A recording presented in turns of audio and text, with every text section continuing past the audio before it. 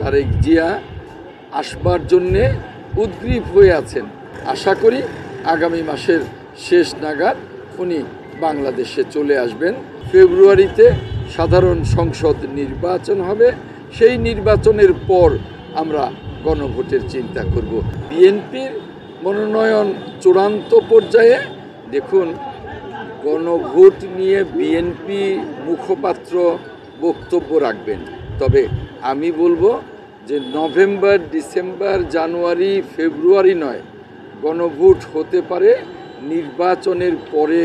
যে নির্বাচিত সংসদ হবে, সেই নির্বাচিত সংসদে যখন এই জুলাই সনদের যে দিকগুলো পাশ হয়েছে, যে দিকগুলো নিয়ে সকলে ঐক্যমত্য হয়েছি আমরা, সেই দিকগুলো, সেই এজেন্ডাগুলো পাশ হওয়ার পরে, তারপরে গণভোট অনুষ্ঠিত হওয়ার জন্যে আমার মনে হয় সমগ্র জাতি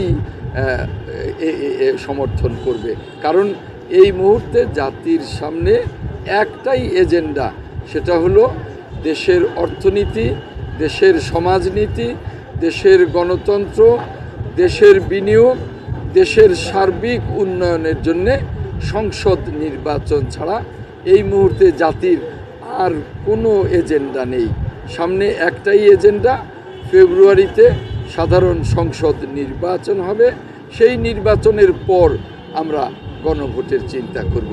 এর আগে যারা গণভোট চায়, তারা দেশকে অস্থিতিশীল করতে চায়, তারা নির্বাচনকে প্রলম্বিত করতে চায়, তারা দেশের স্বাধীনতা, গণতন্ত্র, বিনিয়োগ, অর্থনীতি এগুলোকে আদৌ চিন্তা না করে স্থূল স্বার্থে, তাদের নিজস্ব স্বার্থে তারা চিন্তা করছে। হিরন আরও মিনারেল ওয়াটার মাত্র 50 পয়সায় প্রতি লিটার। বিএনপির মনোনয়ন চূড়ান্ত পর্যায়ে, হয়তোবা খুব সত্তরই বিএনপি তাদের মনোনয়ন পত্রিকার মধ্য দিয়ে তারা প্রকাশ করবে। সেটা যে কোনো সময় হতে পারে, এটা সুনির্দিষ্টভাবে বলতে পারবো না, তবে যে কোনো সময় হতে পারে আগামী সপ্তাহেই শুরু হয়ে যেতে পারে, হয়তো একদিনে না, পর্যায়ক্রমে এই তালিকা প্রকাশিত হবে।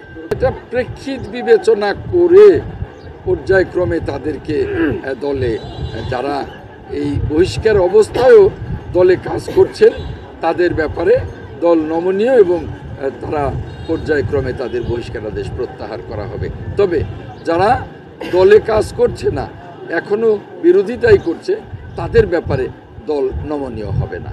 এখন আমাদের নেতা, আগামী দিনের প্রধানমন্ত্রী, দেশনায়ক তারেক জিয়া আসবার জন্যে উদ্গ্রীব হয়ে আছেন। আমরাও সারা বাংলাদেশ, পুরো জাতি তাকে অভ্যর্থনা জানানোর জন্যে উদ্গ্রীব হয়ে আছি। আমরা প্রস্তুতি নিচ্ছি ব্যাপকভাবে, উনিও আসার প্রস্তুতি নিচ্ছেন।